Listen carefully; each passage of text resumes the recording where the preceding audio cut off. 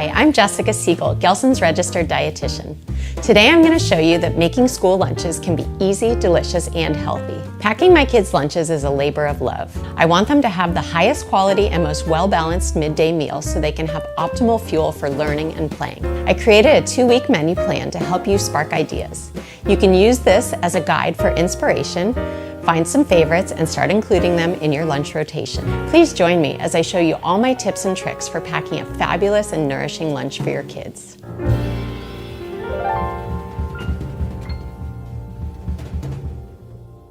Today we are going to make these fabulous mac and cheese muffins. These are really fun and a little bit different, but if your kid is a mac and cheese lover, I definitely urge you to try this. So what's different about this is we are using kind of a bean-based sauce here. So these are pre-cooked pasta shells, but they're actually made from chickpea flour. So we added a lot of protein to this dish by using this pasta. So you just cook it for 3 minutes, very, very briefly, and then cool it overnight in the fridge. So I already did this step. I also preheated my oven to 350 and sprayed some silicone trays with olive oil spray to get them ready. And we're gonna use these to cook the muffins, and they're gonna be little heart-shaped. But if you've got regular round muffin tins, that's totally fine too. I just enjoy working with these silicone ones, and then the hearts add like a little element of fun for the kids too. We've already cooked and cooled our pasta, and we've got our oven preheated and our silicone trays sprayed. So we're gonna work with the food processor first. So we have a bunch of things to add. We have white beans for more protein and fiber, really, really important source of plant protein, especially when you're on the Mediterranean diet and you're trying to have less meat and animal flesh. So this is riced cauliflower. I've just microwaved it for about a minute to soften it up a little bit. And again, this is a great way to add veggies to your dish. We're gonna add these canned cherry tomatoes. So cherry tomatoes are like very concentrated tomato nutrients and flavor, so I like that. It's a little bit different than regular canned tomatoes, just to add more flavor a little bit. They're also just a little sweeter, but again, it's interesting. These little balls have more nutrients than larger tomatoes. Then I've already measured out my seasoning. I've got salt, onion powder, garlic powder, white pepper, and a little bit of nutmeg. So really nice flavors. I did the garlic powder and the onion powder so you wouldn't have to add and saute fresh onion and garlic. So that's a really nice time-saving step. So here we're gonna puree all this together.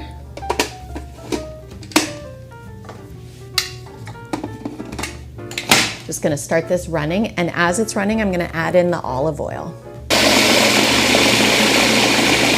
We're gonna let this go for about 2 minutes. Really make a nice puree. Partway through, I'm gonna scrape down the sides here a little bit, make sure we got all our cauliflower and beans in the puree. So you can see like the puree is looking pretty smooth, the color's really uniform, everything looks like it's been incorporated. So good, we're just gonna pause with this. So next we're gonna add our cheeses. I've got beautiful grass-fed sharp cheddar, which is great, aged cheeses, really good. Nice culture. This is an imported Gruyere. So the best cheeses for mac and cheese are sharp cheddar, Gruyere, Parmesan. So we've got all those because only the best for our kids, right? And these are nice grass-fed, really good probiotics. Okay, so we've got our cheeses. And now what we're gonna do, I've microwaved this whole milk, grass-fed whole milk, and I'm gonna use it while it's hot to melt the cheeses. Yes, we're in a nice kind of gooey place here with our cheese and our milk. So what we're gonna do next is we're gonna add our veggie puree in. Okay, so this is looking really nice. We've got so many good nutrients in here. Great tomatoes, cauliflower, beans, extra virgin olive oil. It's a really nice Mediterranean mac and cheese here that we've got going. So we're gonna mix this. Now you see it got like kind of thick. So what we can do is when I boiled the pasta, before I drained it, I reserved a little bit of pasta water. So I'm gonna add like about a tablespoon to help thin it out. See if we can get it to like a little bit of a looser consistency. Okay, now see how it's moving? Okay, good. So now we're just gonna add the egg. I lightly beat 2 eggs. Did some organic, nice eggs here that were lightly beaten. We're gonna add that.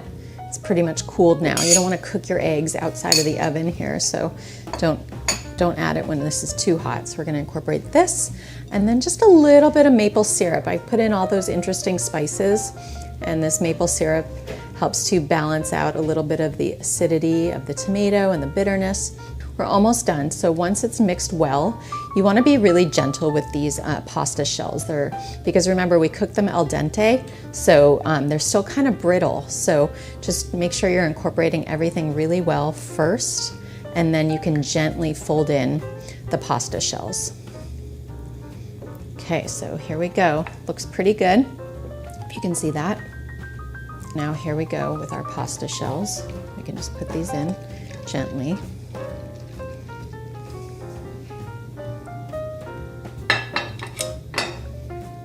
Okay, here we go, almost ready to bake them.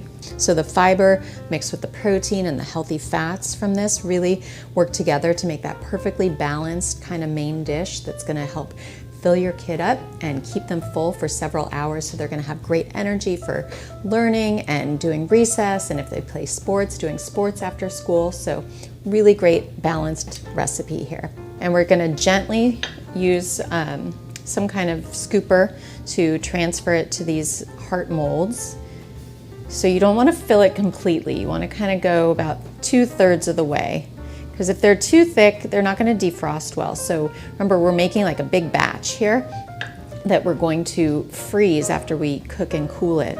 So that way, when it's time to pack it for lunch, it's going to go straight from the freezer to the fridge. But if it's too thick, it's not going to defrost properly overnight, and your kid might end up with a mac and cheese muffin that's cold in the center, so we don't want that.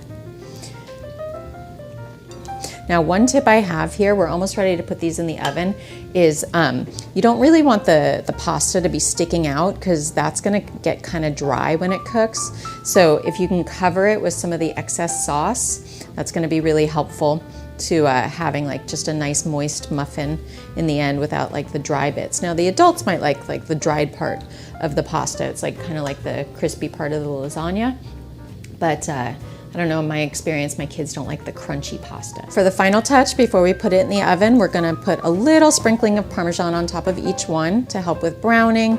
And of course, you know, when you're at an Italian restaurant and you come and you sprinkle your Parmesan on top of your pasta, this is exactly like that. It's just another layer of seasoning. We want a very nice quality cheese, and we grate it finely so that it goes a long way. And it adds a nice layer of flavor and nutrients as well. Okay, these are ready to go in the oven now. Cook them for about 18 to 20 minutes.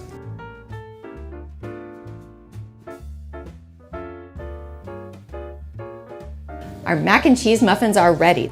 These are fresh out of the oven, but what you can do is after you let them cool completely, you can put your batch in the freezer and then use them as needed. So the night before you're gonna pack them, just transfer them to the fridge. They'll defrost overnight, and by the time it's lunchtime, they'll be ready for your child.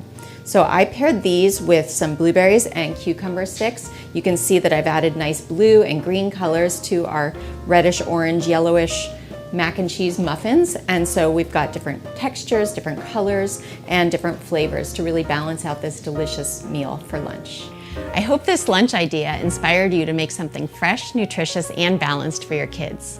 Tell me what you think in the comments section, and let's do lunch again tomorrow.